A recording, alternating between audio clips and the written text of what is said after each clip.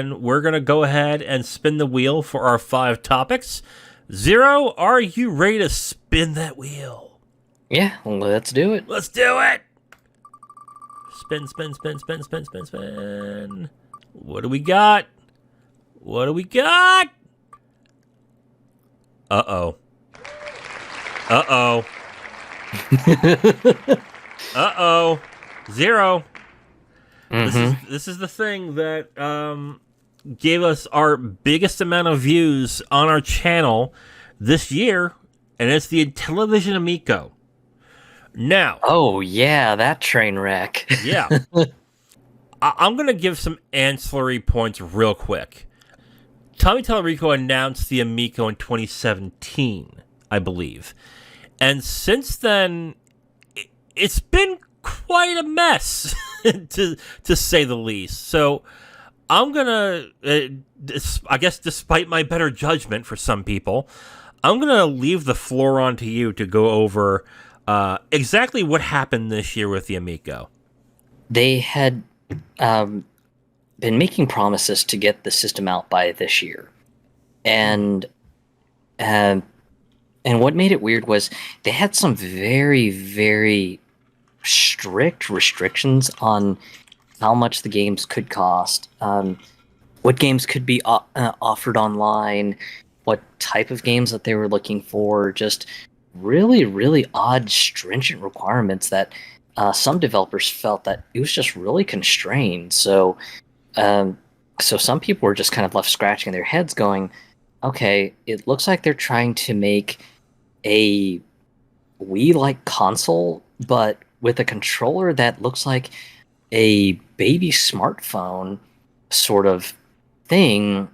And this just looks really, really weird. And then, of course, got all sorts of like monetary oddness that went on. And then about 4 months ago, somebody on the Intellivision Amico subreddit actually had posted some leaked documents that apparently came from a former disgruntled employee.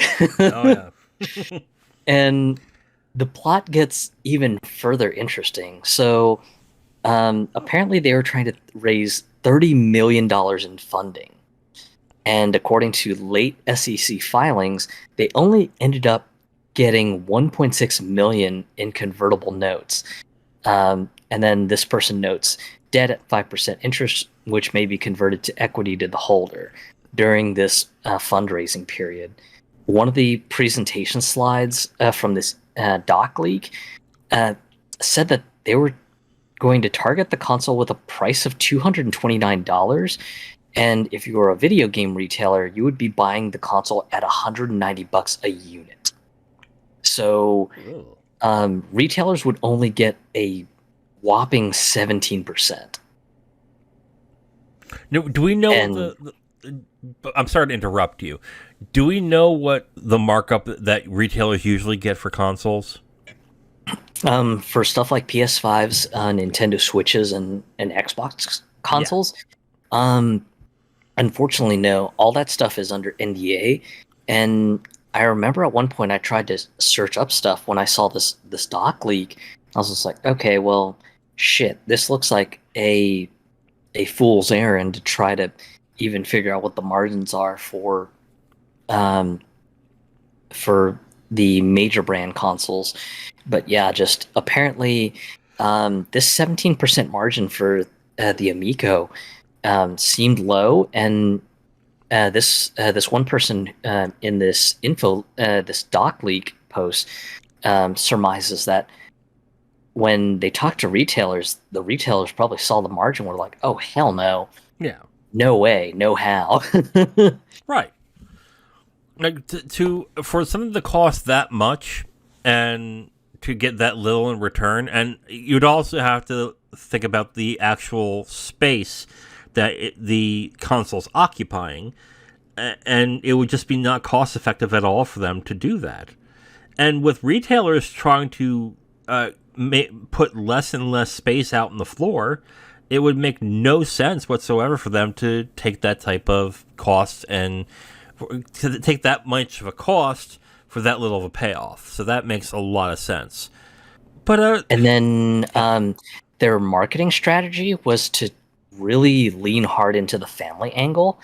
The advertising strategy that they came up with would be to recruit the following celebrities: Ellen DeGeneres, Jessica Alba, Sean Astin, and Jim Parsons, and to possibly partner with brands like Lego and Vans, the sneaker company. okay. This is sounding more and more vaporware to me, or more. Oh yeah. This is. I thought I read a little bit on the Amico, so again, hardware is not my thing. I I generally don't pay attention to things that I clearly thought were not going to come out in the first place, but this smells of a scam. This smell, like, I understand, like, hearing this is like, oh, no wonder why people thought this was a possible scam.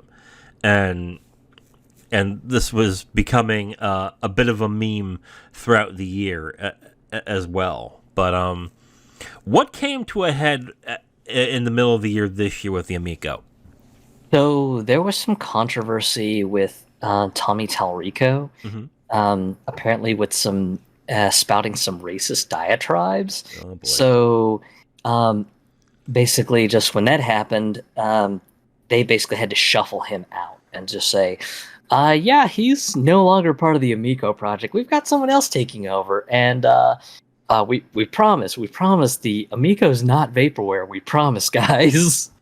And I think what even gets further weird is last year they offered people the ability to buy physical copies of Amico games, and you could buy like a collector's package that had like a grand total of the 5 launch games that would be coming out for the console for like I think somewhere around either $100 or $130, and it was just like, aren't we putting the cart before the horse? Because you guys don't even have a console yet. Yeah. Let alone any actual release date for this console, and you're already, selling games. And do we have any idea of what kind of format these games are on? Are they going to be on proprietary cartridges, or is it going to be some sort of like really weird read-only micro SD card? What the hell format is it going to even be on?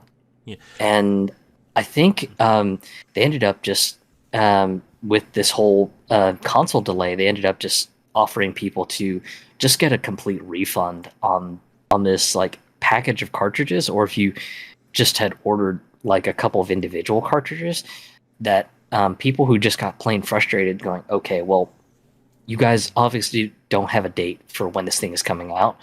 I want to get a refund on these cartridges that I ordered last year, because obviously you have no earthly idea when this thing is coming out. To me, the Amico seemed more like, I think the smarter thing to do with the Amico was to make it more of an Evercade device. Do you know what the Evercade is? Yeah. Yeah. For those who don't know, the Evercade is, I think it's 2 devices, right? It's a portable device, and it's also a console device.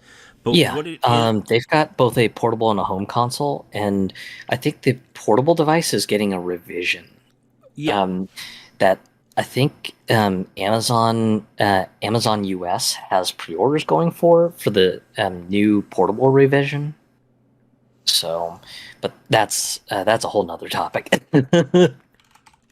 Like the Evercade, let me see how much this is. Like, it's about either $100 to $150. It's on sale on Best Buy for $130. It's the console version with 2 controllers, and it comes with, I think, a few cartridges. It's the Blaze Evercade versus Premium Pack 2. Okay, $130. Okay, seems kind of reasonable with some games, and I think the cartridges themselves are like $20, and they come with multiple games. That's what I thought. I think the best thing that the Amico could have been, if they were gonna stick to that, is to make it cheaply, and get it out as soon as possible. The fact that it's now taken almost 5 years to actually get anything out there. And do we even know what the console looks like at this point? Is there I know that when we did the article, or we did the thing on our podcast months ago, that we had a picture of it, but I'm not even sure if that is an artist rendering or if that's the actual console. Do we have? I believe it's the actual console, because there were some people who actually went to like one of the playtest meetings where you could actually play on the Amico, Mhm. and they were just like, yeah, you think it looks super neat, but when you get there in person, just the controllers are just like really bad Android phones, basically. Yeah, that was the other thing. And then I've read as well that you don't need the controllers. If you have an iOS device or an Android device, you can use that as a controller too. So it's like, okay, what's the point of this? So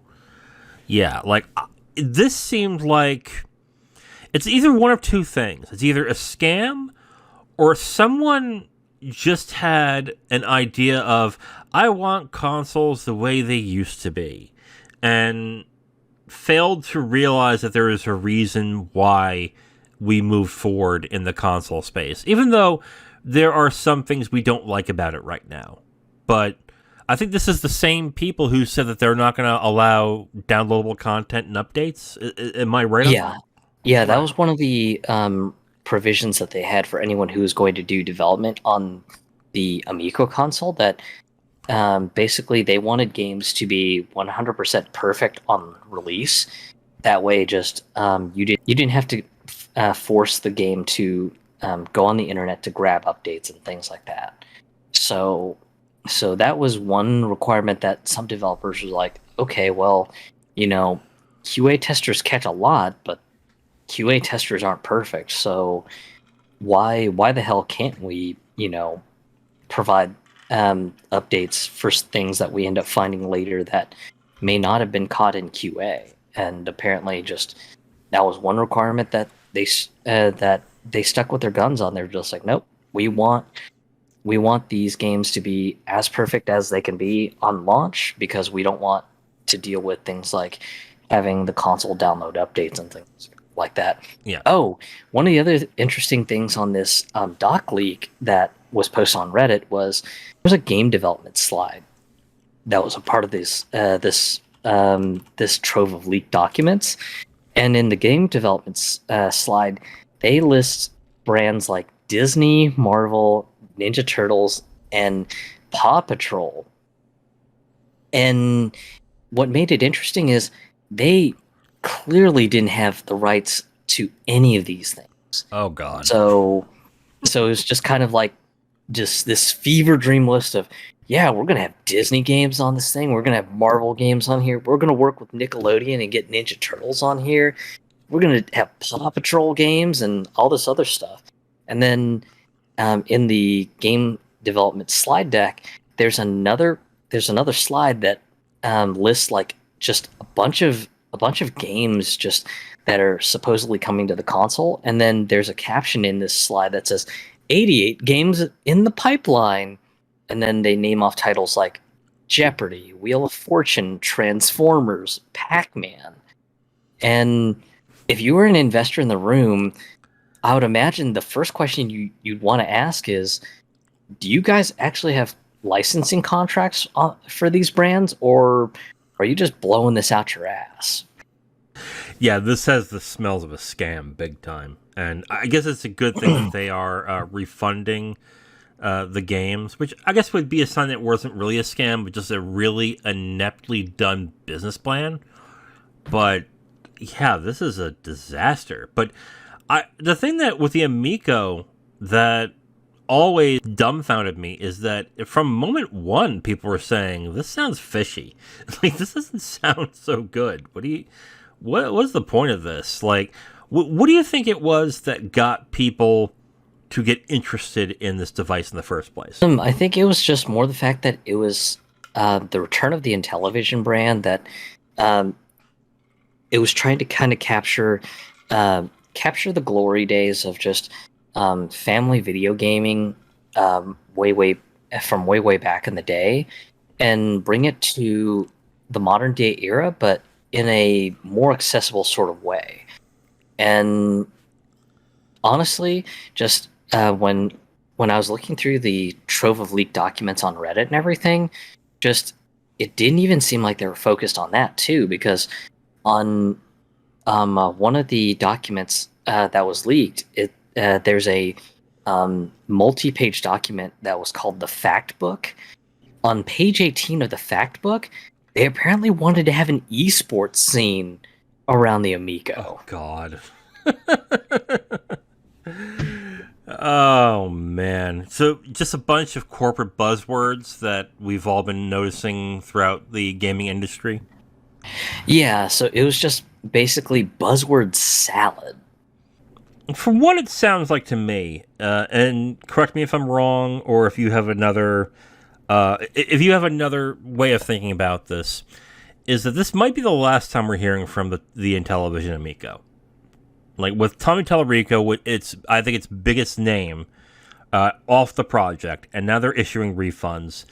The Amico might just have a slow death, a very quiet and slow death in the next year, and we may not even hear that it's dead unless they officially announce that they are ceasing production of this console. So, what do you think? Yeah, would not surprise me if just maybe in the next couple months we just hear them go, okay, yeah, there's just no way we're going to produce this thing. So sorry, this thing just isn't coming together. We're just gonna throw in the towel and just call this thing dead. Hmm. If anyone's curious about the treasure trove of documents, we'll probably post the Reddit link to the Intellivision Amico sub that has all these leaked documents for anyone who wants to go ahead and peruse through them and just see how much of a fever dream this whole thing is. Yeah. Okay. Basically, it sounds like either a scam or just I think what you said it best, a fever dream that was just ineptly with an inept business plan, essentially. Just this has been one of the most fascinating pieces of vaporware this year. Yeah. And that's essentially what's going to be is vaporware at this point. I foresee from what you've told me and what little I've read, this has the Phantom written all over it. If people want to remember the Phantom, okay, we'll move on to the next topic. Thank you for listening to this podcast segment. The Capital Games podcast is done every week, and we post it on all your favorite podcast apps, as well as segments on YouTube. If you want to listen to another segment, you can listen to a new one right there on the screen. We also do a movie podcast called the Capital Games Movie Club. If you'd like, you can go ahead and click on that and see all the movies that we have reviewed from that point. Thank you for listening, and we hope to hear from you soon.